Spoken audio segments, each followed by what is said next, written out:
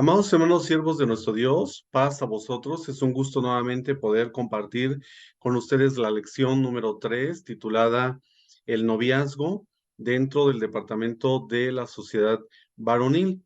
Para ello me voy a permitir, hermanos, compartir pantalla con ustedes y poder, pues trabajar esta lección, recordando que estamos en el trimestre de la temática titulada Cuando nuestros hijos se casan, y vemos ahora el tema de el noviazgo. Hay un objetivo específico, dice: aprenderemos la responsabilidad que Dios nos otorga para instruir a nuestros hijos conforme a su voluntad, para cuando ellos decidan iniciar una relación de noviazgo. Aquí lo importante es, aprender, pero, aprender la responsabilidad, ¿verdad? Que Dios nos da como padres en este sentido, y a la vez también poder en un momento dado instruir a nuestros hijos. Hay una lectura bíblica en Génesis 24, 50 al 61, tiene que ver con la historia, en este caso de Rebeca, y cómo consigue, a su esposo Isaac en ese sentido, ¿no? Entonces, bueno, la lectura dice: entonces Labán y Betuel respondieron y dijeron: de Jehová ha salido esto, no podemos hablarte malo ni bueno. He aquí Rebeca delante de ti, tómala y vete y sea mujer del hijo de tu señor, como lo ha dicho Jehová. Cuando el criado de Abraham oyó sus palabras, se inclinó en tierra ante Jehová, y sacó el criado alhajas de plata y alhajas de oro y vestidos, y dio a Rebeca. También dio cosas preciosas a su hermano y a su madre, y comieron y bebieron él y los varones que venían con él, y durmieron. Y levantándose de mañana, dijo: enviadme a mi señor. Entonces respondieron su hermano y su madre: espere la doncella con nosotros a lo menos 10 días, y después irá. Y él les dijo: no me detengáis, ya que Jehová ha prosperado mi camino. Despachadme para que me vaya a mi señor. Ellos respondieron entonces: llamemos a la doncella y preguntémosle. Y llamaron a Rebeca y le dijeron: ¿irás tú con este varón? Y ella respondió: sí, iré. Entonces dejaron a Rebeca ir a su hermana y a su nodriza y al criado de Abraham y a sus hombres, y bendijeron a Rebeca y le dijeron: hermana nuestra, sé madre de millares, y posean tus descendientes la puerta de sus enemigos. Entonces se levantó Rebeca y sus doncellas y montaron en los camellos y siguieron al hombre, y el criado tomó a Rebeca y se fue. Bien, aquí hay algunas consideraciones que tendríamos nosotros que realizar a partir de la lectura y el antecedente sobre todo. Lo primero es reconocer, bueno, de que Abraham se da cuenta de que tiene que buscarle una esposa a su hijo Isaac, que tenía 40 años de edad. Así que Abraham comisiona a su siervo para encontrarle una esposa a su hijo. Abraham instruye a su siervo a ir a donde vive su familia para encontrar una mujer, pues no podía ser una mujer precisamente de los cananeos que habitaban entre ellos en aquel tiempo. Para él era vital encontrar una mujer que sirviera al mismo Dios, ¿no? Y eso, trasladado a nuestros tiempos, sabemos que hoy es imprescindible para nosotros también buscar a alguien que pueda compartir, en este caso, nuestra misma fe. El siervo hace lo que su señor. Aquí vemos que él ora a Dios y pide una señal. Y orar por nuestra pareja antes de conocer a alguien, sin duda, es muy importante, porque nos ponemos, depositamos en este caso nuestra confianza precisamente en nuestro Dios. Y bueno, leyendo en el capítulo, vemos algunas características de Rebeca. Era una mujer hermosa, virgen, dispuesta a ayudar, era obediente, ¿no? Una mujer sencilla, digamos, cualidades de una mujer ejemplar. También Isaac era un hombre trabajador, pasaba tiempo en la meditación con Dios, dice en el verso 63. También dice que Isaac le trajo a la tienda de su madre Sara, tomó a Rebeca y ella fue su mujer y la amó. Así se consoló Isaac después de la muerte de su madre, de acuerdo al versículo número 67. Bueno, ese es el contexto y la manera en la que Rebeca, digamos, conoce en este caso, bueno, pues a su esposo.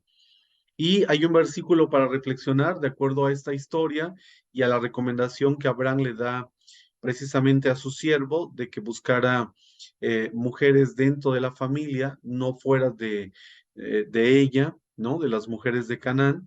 Tiene que ver con el verso de memoria en 2 Corintios 6:14, dice: no os juntéis en yugo con los infieles, porque qué compañía tiene la justicia con la injusticia, y qué comunión la luz con las tinieblas. Es importante En este caso, bueno, no perder de vista que para los jóvenes que se relacionan con alguna persona en esta etapa de noviazgo, tendríamos que considerar precisamente estas características que tuvo, por ejemplo, el siervo, ¿no? De Abraham, que fue el poder orar y ponerse en las manos de Dios para que Dios le pudiera dar precisamente una señal y que incluso la respuesta pudiera ser de manera inmediata. Yo creo que en ese sentido, también los jóvenes, bueno, tendrían que estar buscando la manera de pedir a Dios que vaya preparando o generando las condiciones para poder conocer a la persona indicada, principalmente que pueda compartir la misma fe, el mismo conocimiento,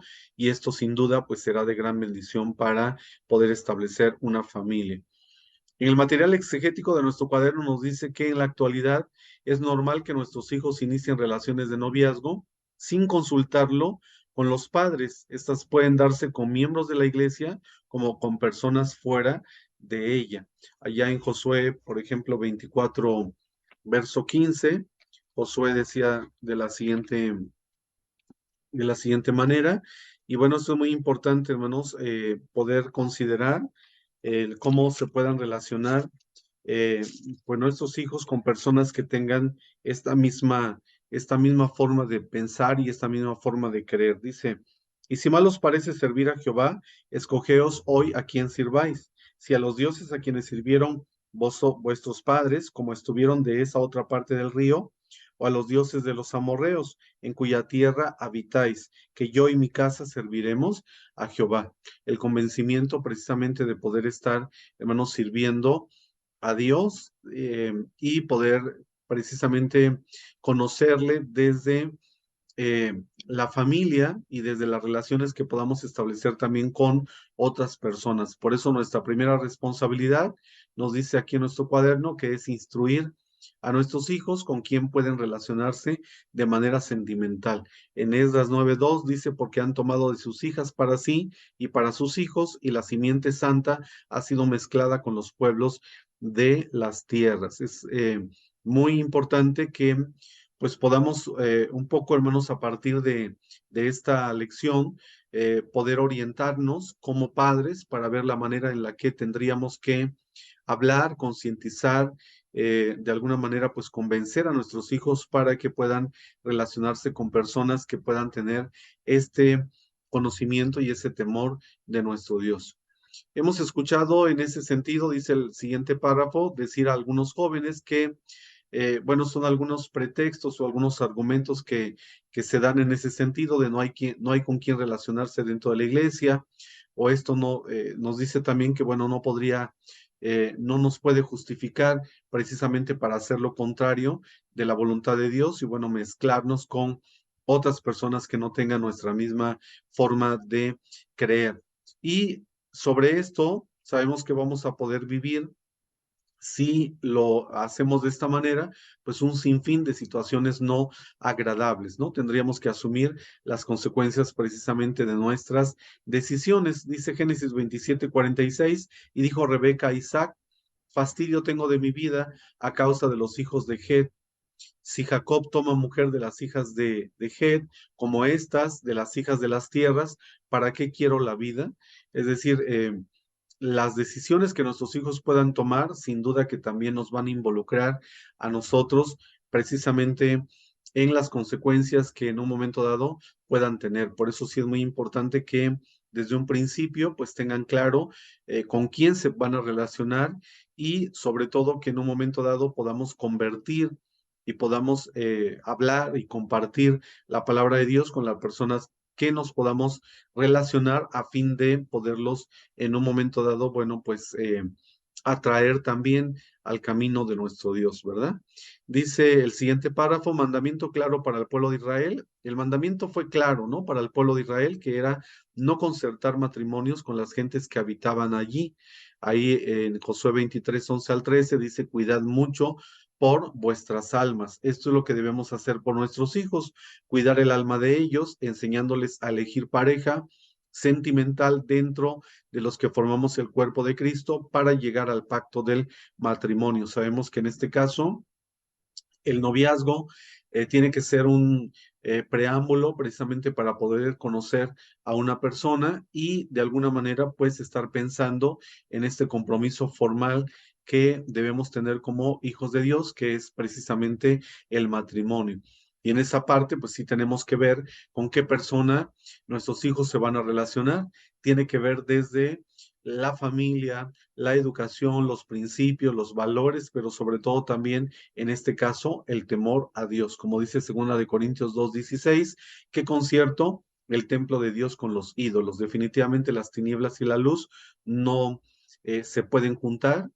Se tiene que buscar a alguien afín, ¿no? Que pueda tener nuestra misma meta, nuestro mismo objetivo, esa claridad en el temor, en el amor, en la búsqueda hacia Dios. Y bueno, eso, por eso decíamos en lo que hizo el siervo de Abraham, de orar a Dios para poder pedir una señal y que en este caso pudiera encontrar una esposa para su amo, pues era muy importante siempre ponernos en las manos de nuestro Dios y Él será el que nos dará la indicación o la señal de la persona correcta con la que nuestros hijos se puedan relacionar. El recurso para profundizar en el libro de Juventud en Éxtasis de Carlos Cuauhtémoc Sánchez nos habla de los errores del noviazgo. Concretamente, este artículo resalta dos errores del noviazgo. El primer error es la idealización, que se conoce como los espejismos del amor. En ocasiones eh, se relacionan o nuestros hijos se pueden relacionar con alguien a quien idealizan, de quien no están identificando precisamente por esta etapa de enamoramiento las características de esta persona, ¿no? Por eso resaltábamos cuáles eran las características de Rebeca, cuáles eran las características también de, de Isaac en este caso, y no podemos idealizar, ¿no? Idealizar es hacernos una idea de la persona, tener un concepto equivocado de la persona y finalmente, bueno, quizá en esta etapa de noviazgo la persona pueda mostrar una cara cuando ya se llegue a dar ese paso concretamente del matrimonio, podemos darnos cuenta que quizá no es la persona que conocimos, ni es la persona que idealizamos. Entonces es muy importante siempre anteponer la razón, no solamente la pasión, los sentimientos o las emociones, sino también en este caso, digamos, analizar y bueno, ver y saber con qué persona nos estamos relacionando, ¿no? Cuáles son sus valores, sus metas, sus ideas, su familia, su educación, etcétera, para que sobre eso pues podamos tener cierta seguridad en la relación que podamos establecer. Enseguida viene el segundo error, que es la premura pasional, es la gran urgencia de ser querido y amado. La relación se da con premura, con apasionamiento en vano, basándose en aspectos aparentes. Un segundo error dice, bueno, pues es la premura pasional, ¿no? En ocasiones el joven por pasión, por emoción, arrebatadamente, pues dice aquí ante la urgencia de sentirse querido o amado, pues se relaciona con la persona, incluso termina no llegando quizá al matrimonio, sino cometiendo en este caso lo que hemos denominado fornicación, el poderse juntar o tener relaciones antes del noviazgo y finalmente pues no llegar a concretar en este caso el matrimonio, ¿no? Y altera en esta situación pues nuestra vida espiritual. Recordemos que tenemos que cuidar el alma, el espíritu, la mente, ¿no? El cuerpo en ese sentido, y el cuerpo también es templo, bueno, del Espíritu Santo. Entonces sí hay que aprender a regular, a controlar las emociones, las pasiones. Eso también están viendo los jóvenes en el cuaderno precisamente de este trimestre, en el que tenemos que aprender a regular y a controlar nuestras emociones. Decía el apóstol Pablo a Timoteo, incluso huye de los deseos juveniles cuando haya una situación en la que nuestra integridad, nuestra fidelidad, nuestro amor hacia Dios se vea en un momento dado pues en riesgo. Y viene la reflexión y el análisis. Hay que investigar en la Biblia tres personajes que tuvieron eh, sus matrimonios con personas fuera del pueblo de Dios y escribe qué final tuvieron.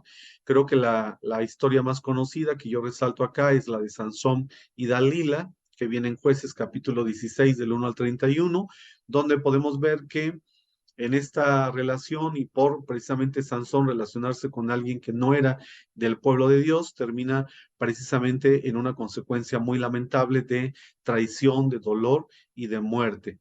Por eso dice en Jeremías 15:19, conviértanse ellos a ti y tú no te conviertas a ellos. Yo creo que habría que tener este principio básico de que es importante primero estar convencido de lo que nosotros creemos y hemos recibido y hemos aceptado, que es la palabra de Dios, y enseguida, bueno, eso poderlo también compartir con alguien. Si en un momento dado el joven se está relacionando precisamente con alguien que no es de la iglesia, creo que este principio tendría que estar muy claro, ¿no? Que habría esa oportunidad de poder convertir, de poder traer a formar parte del pueblo de Dios y a que la otra persona también se convenza de precisamente la doctrina y del conocimiento que nosotros podamos tener y sobre todo del amor y del temor hacia Dios, precisamente para evitar que al final pues haya estos errores o estas consecuencias ante una decisión equivocada en ese sentido. ¿Cuál es la responsabilidad? Dice de la frase, un matrimonio con Dios es difícil y un matrimonio sin Dios es imposible. Escribe las ventajas y desventajas dice acá, de novio o de ser novio o novia y después casarte con alguien que no es de la iglesia.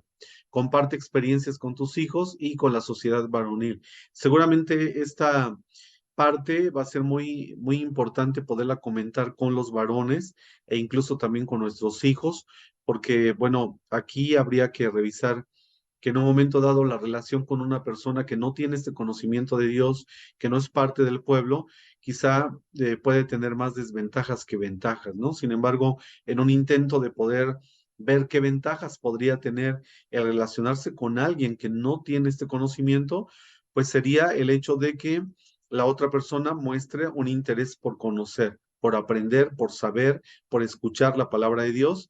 Y en ese sentido, pues quizá el joven o la joven tenga la oportunidad de compartir la palabra, ¿no? De poder evangelizar, de poder hablar, de poder en un momento dado incluso traer almas o de convertir al evangelio.